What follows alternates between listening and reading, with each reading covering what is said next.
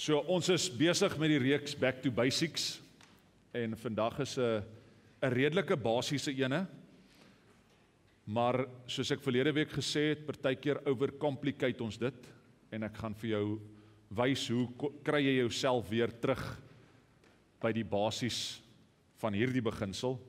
Maar 2 Kronieke, voordat ek begin, 2 Kronieke 7 vers 14 sê, as my volk wat my naam dra, en dit is ons as gemeente van God, want ons dra die naam van die Here, as my volk wat my naam dra, hulle self verneder en hulle bid, en hulle kom na my toe, en hulle hou op om sleg te lewe, dan sal ek in die hemel hoor, en ek sal hulle sondes vergewe, en ek sal hulle land laat word, soos dit voorheen was.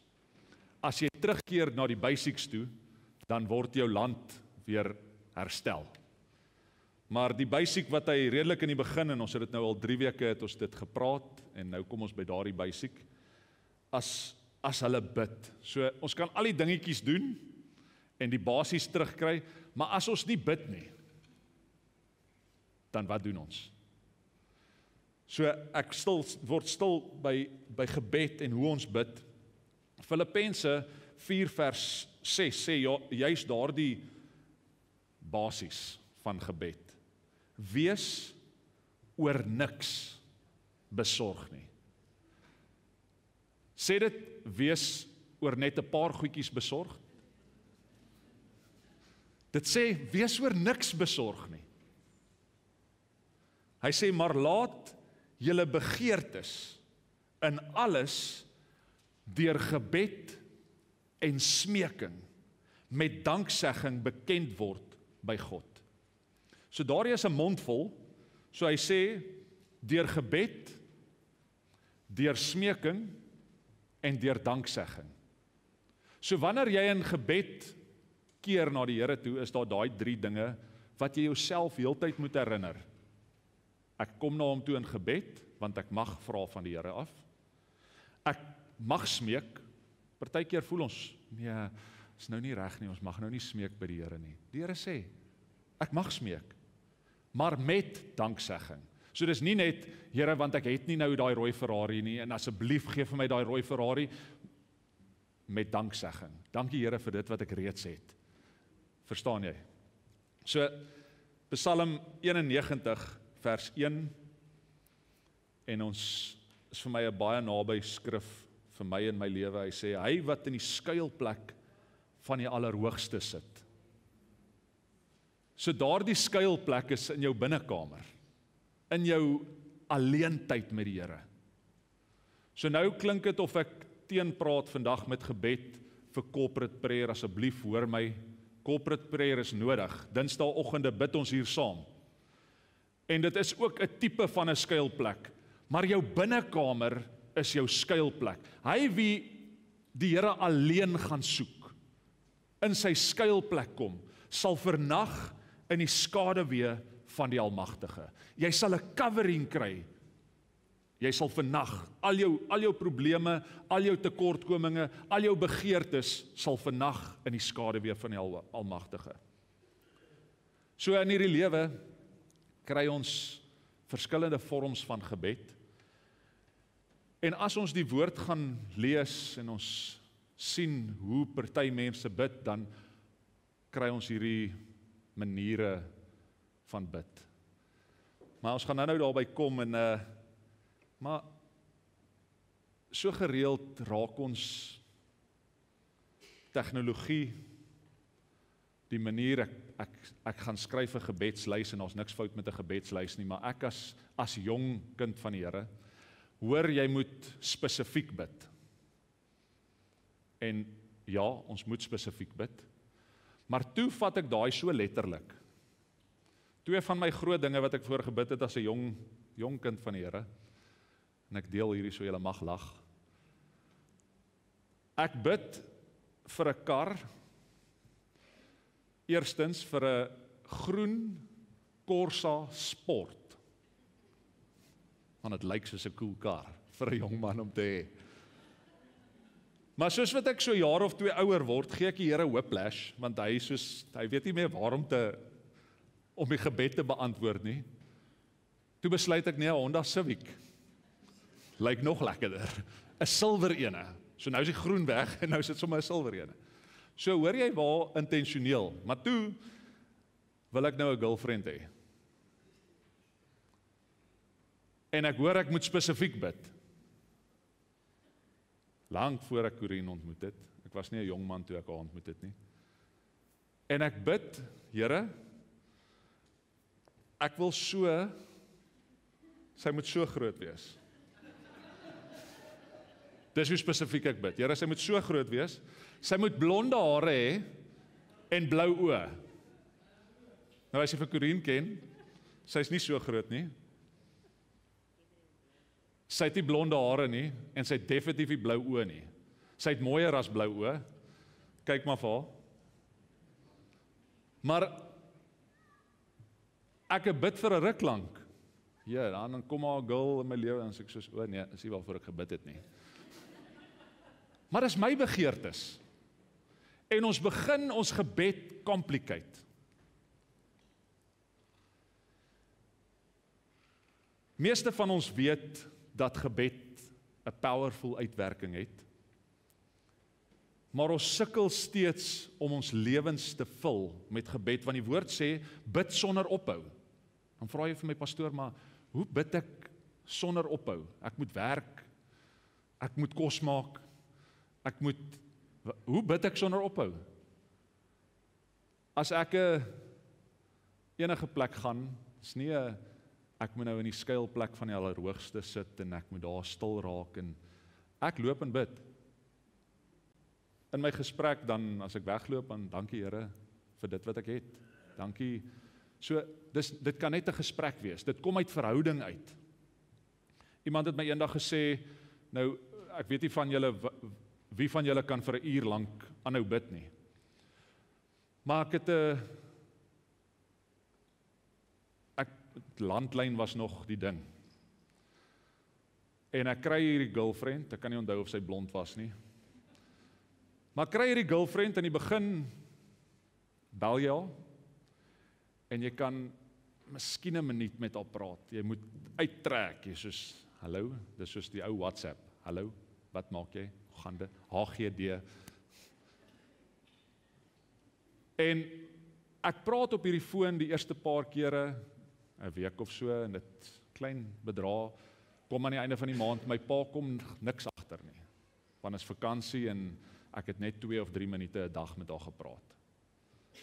En soos wat hierdie verhouding aangaan, kry hy eendag die rekening,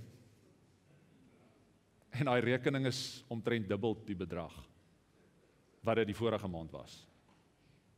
Jy sien wat gebeur het, is ek het in verhouding gestaan, en ek kon al hoe meer praat, en ek onthou dit so duidelik.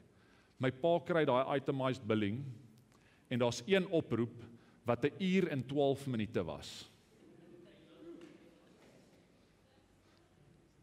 Dit sou nie gekom het, as ek nie begin het met die 1 of 2 minute nie. So as jy nie vir 1 uur lank kan bid nie, wil ek gaan nou vir jou, jy gaan vinnig agterkom hoe maklik dit is om dan vir 1 uur lank te bid. En ek sit nie 'n tyd aan gebed nie, asseblief hoor my, maar dit kom uit verhouding, dan sal 'n mens meer kan praat. Want as ek my gebedslysie, toe ek net begin bid, en ek myself begin time, toe gaan ek en iemand sê vir my, nee, maar jy moet jouself begin time, hoe lank kan jy tyd saam met die Here spandeer? Ja, nou, jy dink dan alles uit, jy gaan daai gebedslysie en jy gaan deur als, jy gaan deur smeking en danksegging en maak al my begeertes aan die Here, dan stop ek daai timer, dan sê ek soos, okay, ek het seker nou 15 minute gebid, dan is soos 3,5 minute, soos, ja, Here, hoe kry ek hierdie? Maar dit kom alles uit verhouding uit. So ons kan na 'n klomp plekke gaan kyk in die woord, hoe ons bid, maar as 'n mens kyk na die lewe van Jesus, het hy 'n gebedslewe gekweek.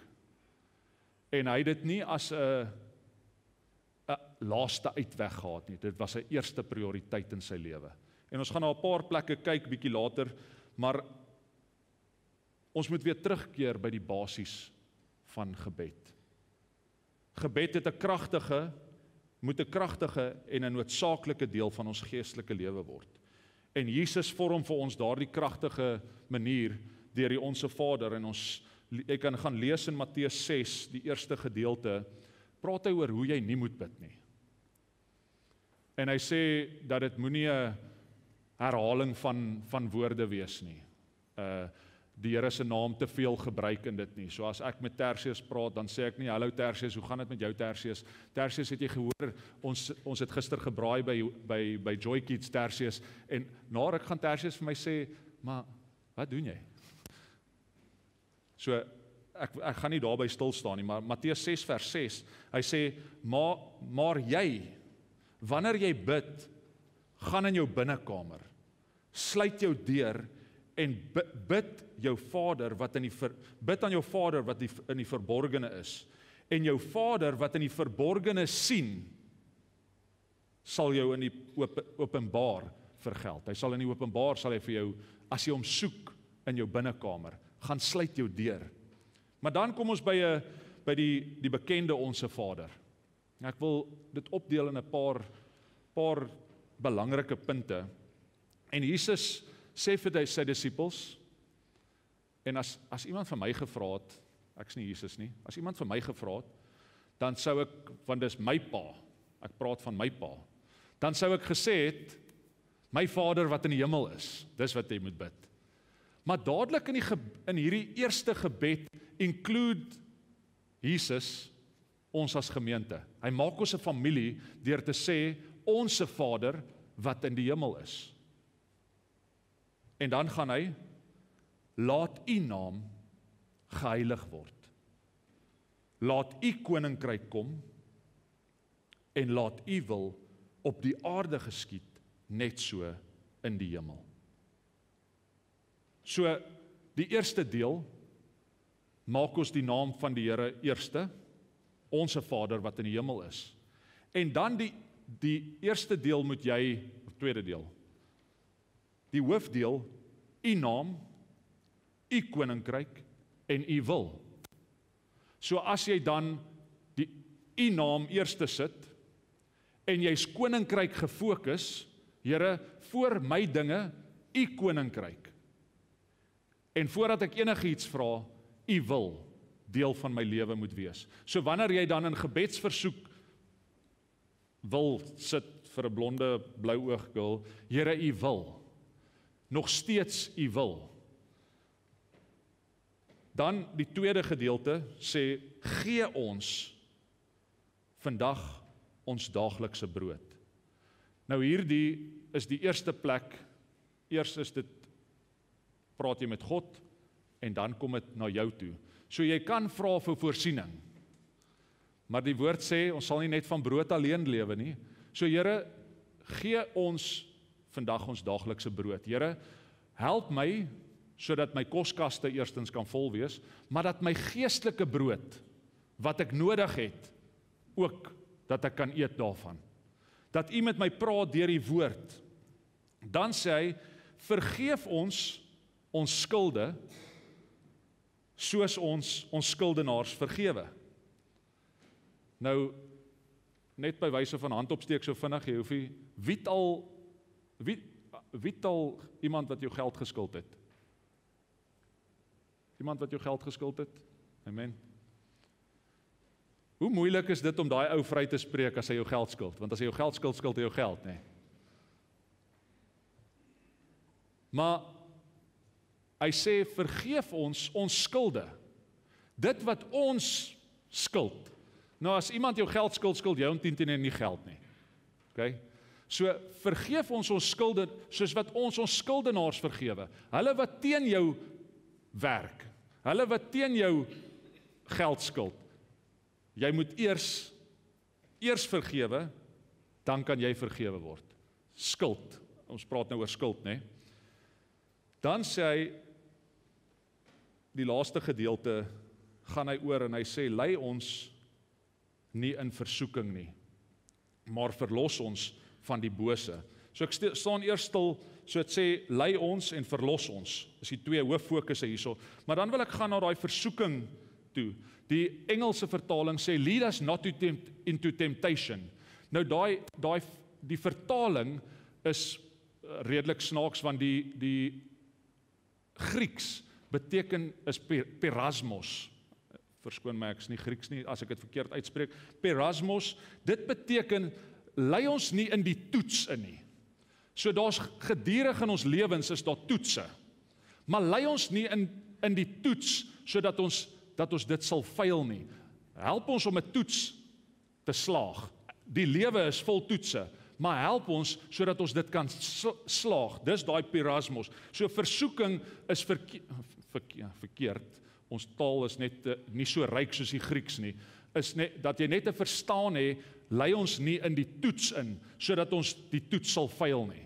Ons lei ons sodat ons daai toets kan deurstaan en dat ons deur kan kom. So dan sê dit, lei ons nie in versoeking nie, maar verlos ons van die bose. Dat jy nie in die bose ingaan nie. So dat ons verlos kan word van die bose.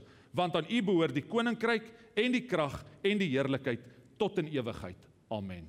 So as jy dan na daai eerste gedeelte kyk, en vir my so amazing om dit so te sien, U naam, U koninkryk, U wil.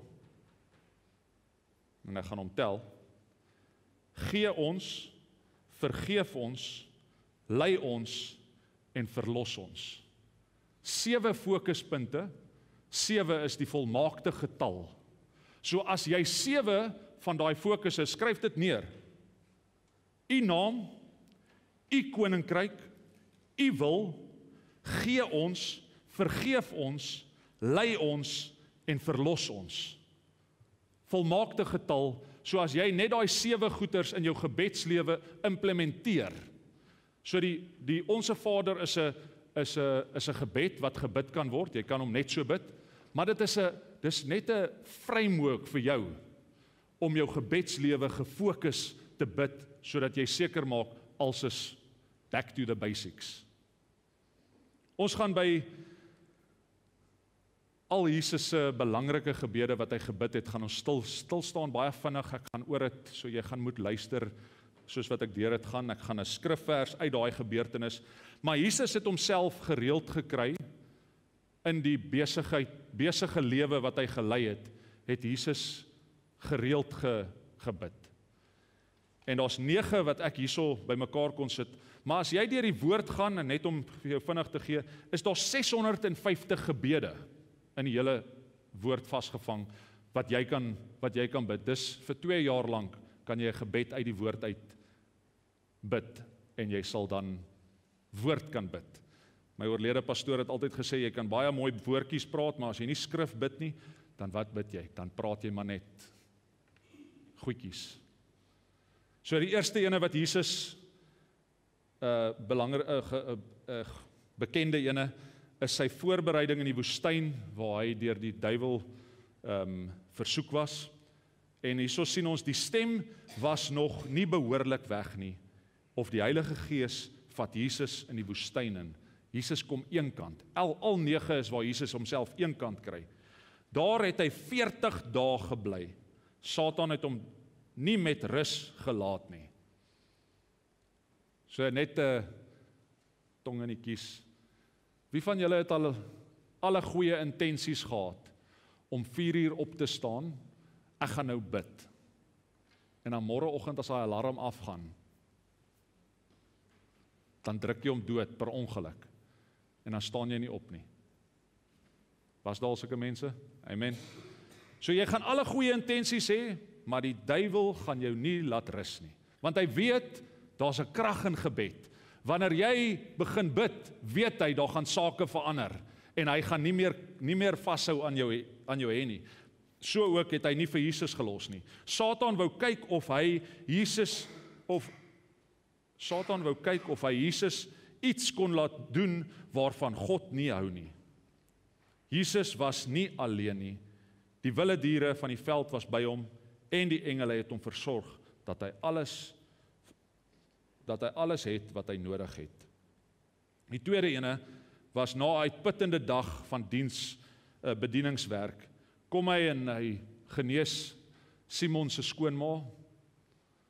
Gelukkig like ek ook my skoonma, so ek sal ook bid dat sy genees word. Ek weet nie wie van julle like julle skoonma's nie, maar hy genees Simon se skoonma en talle ander mense het hy van siekes genees, maar hy weet dat dit tyd is om te bid. Markus 1 vers 35 lees ons dit.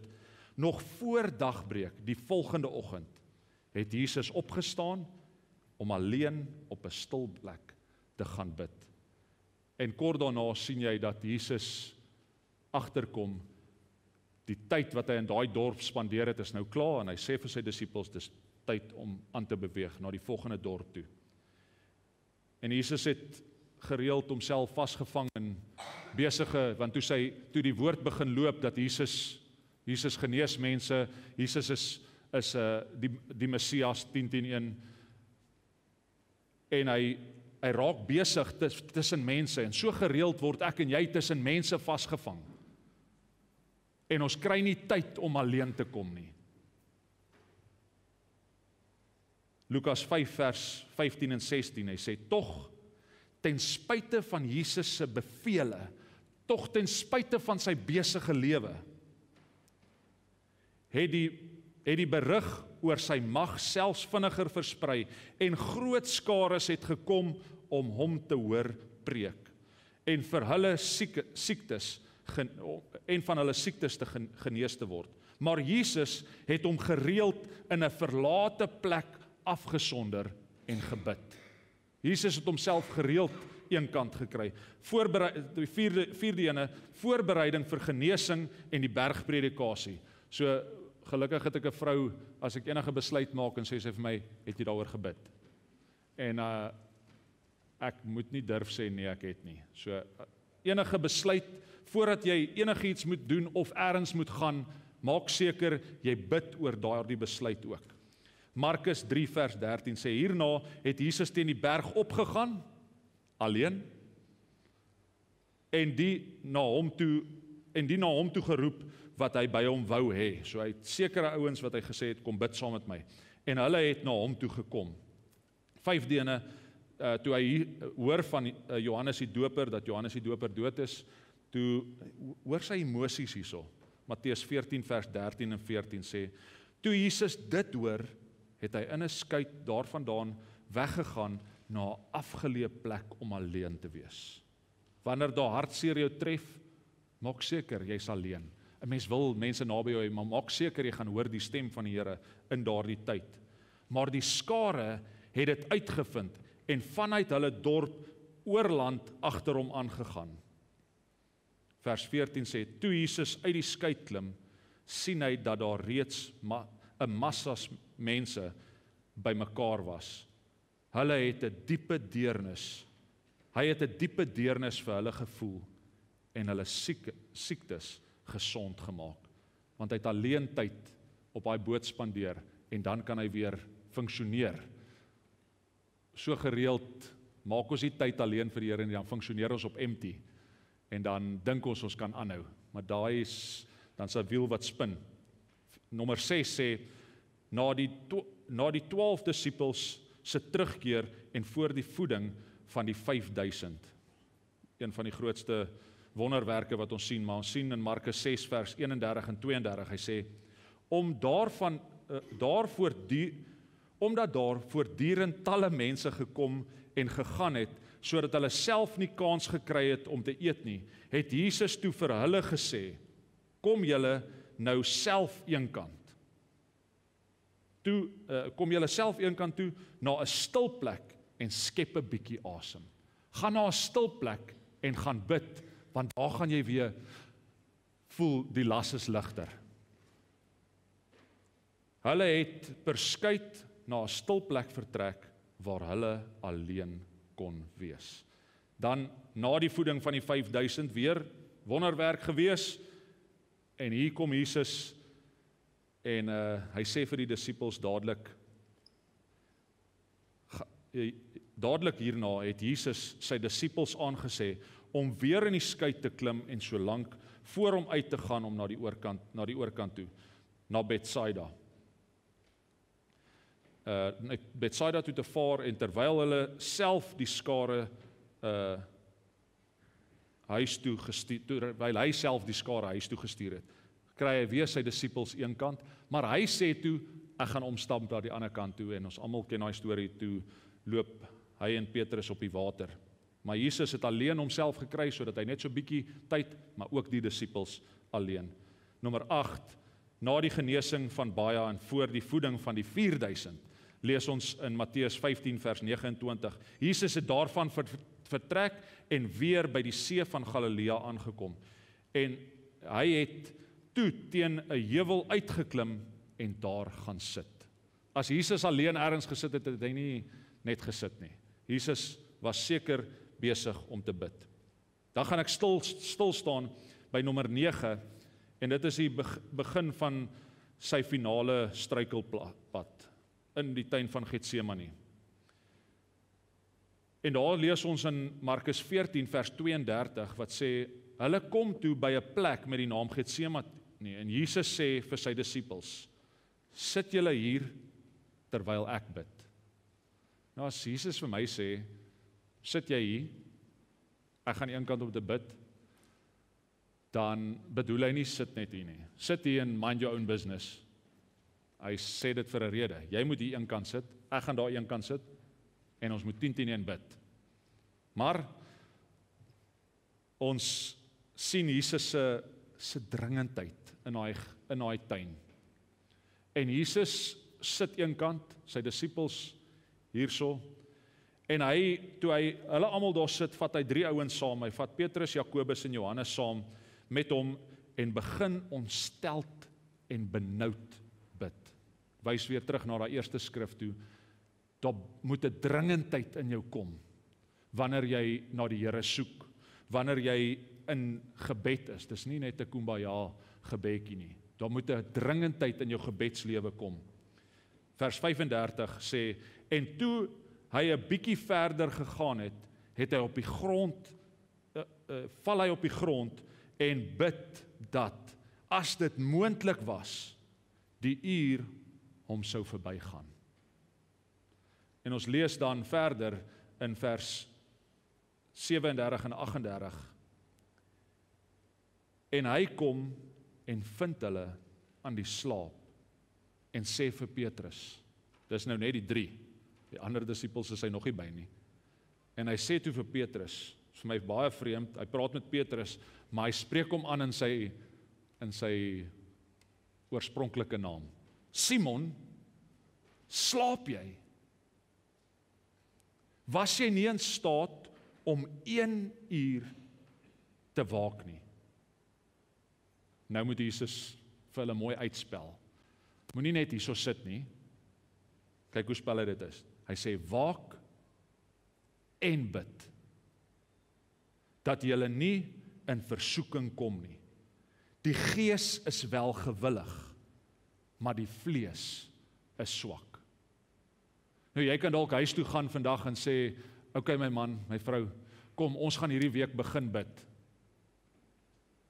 En hierdie skrif is duidelik, die gees is gewillig, want jy gaan hier uitgaan en sê, okay, ons het gehoor, ons moet terugkeer na die basies, ons gaan hierdie gebruik en ons gaan bid.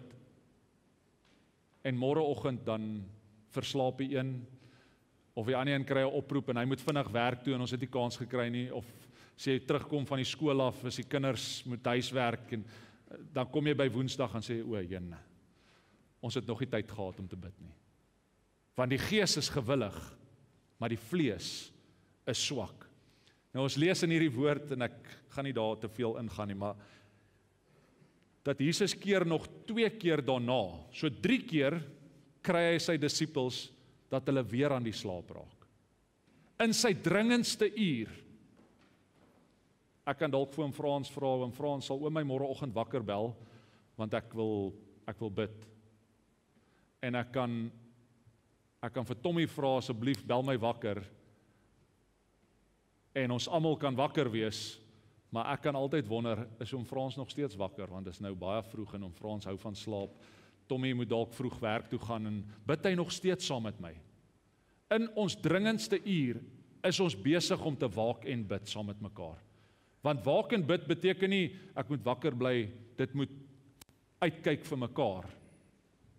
Daar wees, sê, hy is besig met die verkeerde goed, waak saam met my en bid saam met my, want dis wat Jesus wou gehad het, hulle moet saam wakker wees en kyk wat gaan aan, want kort daarna, toe kom Judas en verraai Jesus, dis eintlik wat hy wou gehad het, en Jesus sê toe, die tyd is nou, en toe hulle net daar weggaan, toe kry hulle vir Judas, maar Jesus was klaar besig om te bid, hy het geweet wat is die wil van sy Vader, en hy het gegaan.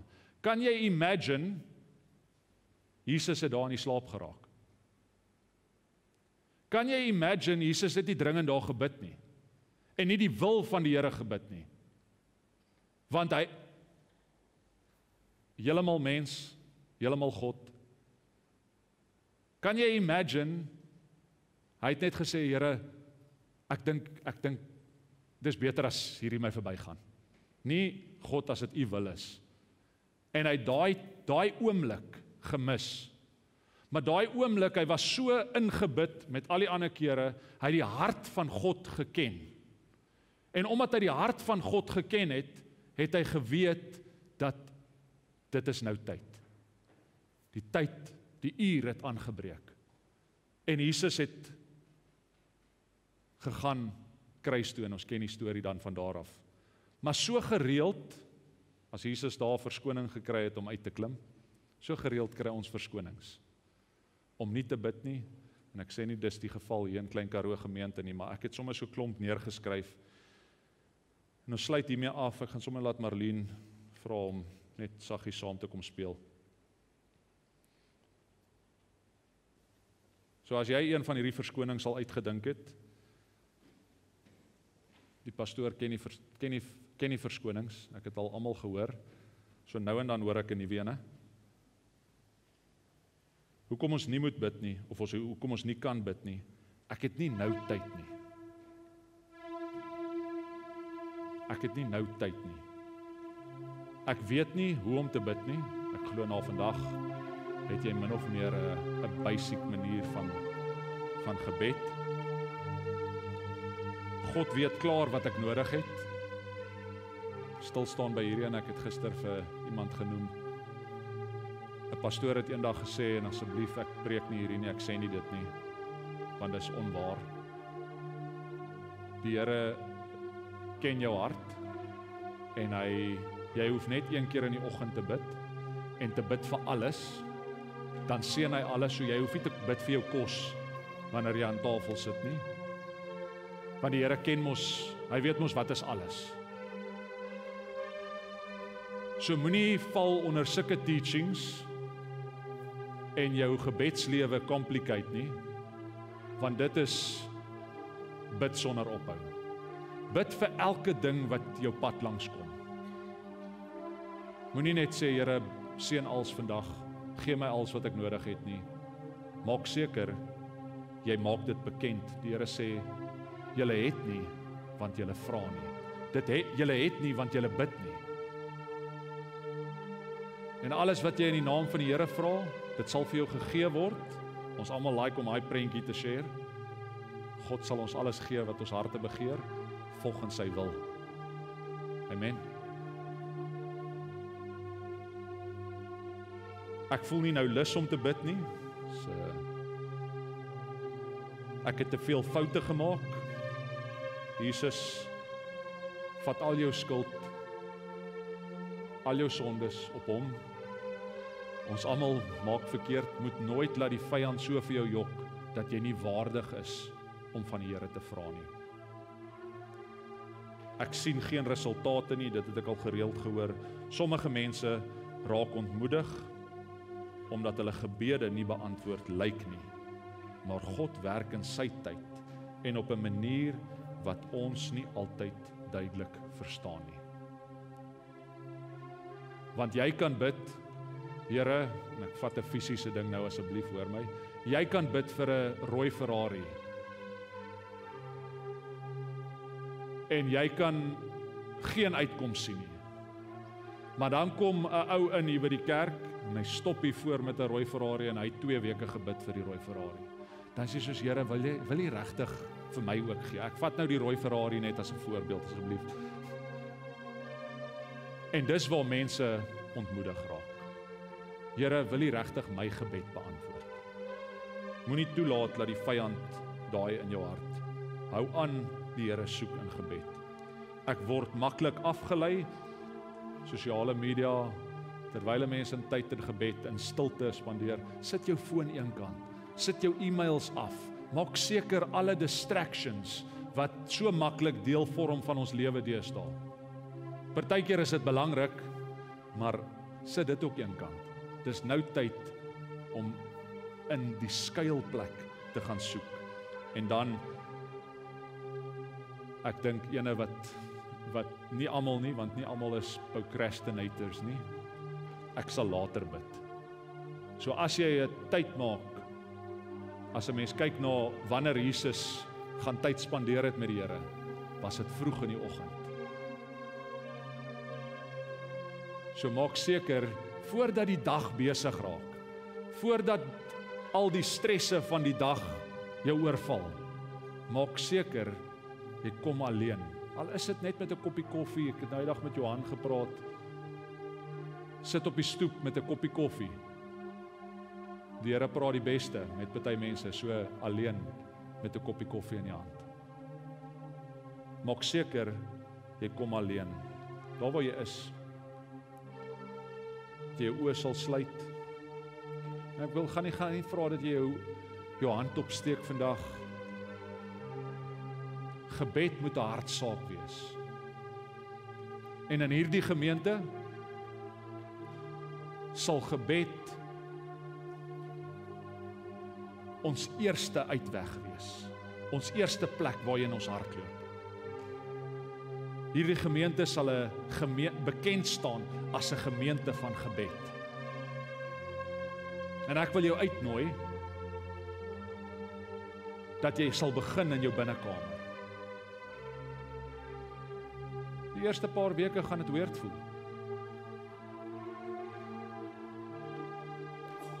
Nadat jy stil sal raak en die Here sal soek vir jou dag, vir jou gesin, vir hierdie kerk,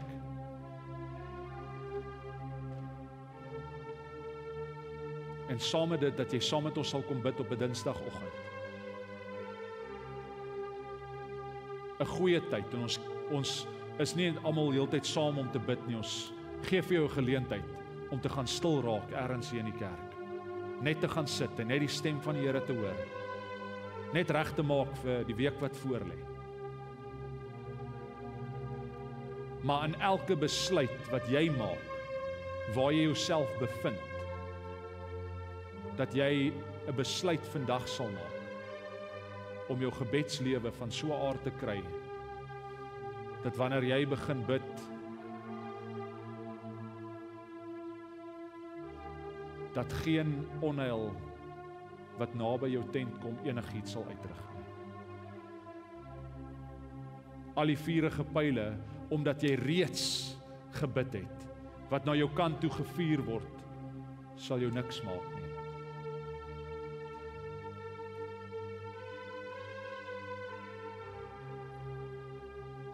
Dankie Here dat ons as 'n gemeente na U toe weer kan hardloop. Een van die basiese beginsels van ons geloof. Here, om U te soek in gebed.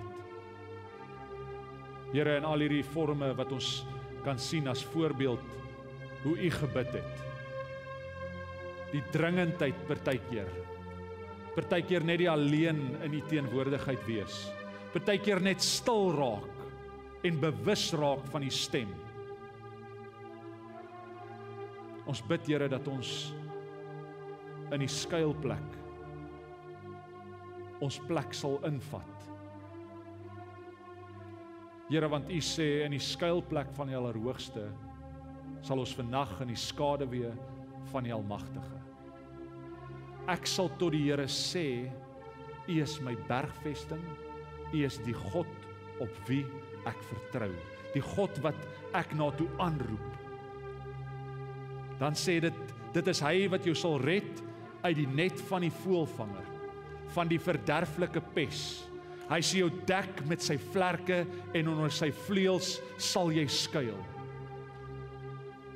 Sy trou is 'n skild en 'n pantser. Jy hoef nie te vrees vir die skrik van die nag, die pyl wat bedags vlieg, die pes wat in die donker wandel, of die siekte wat op die middag verwoes nie.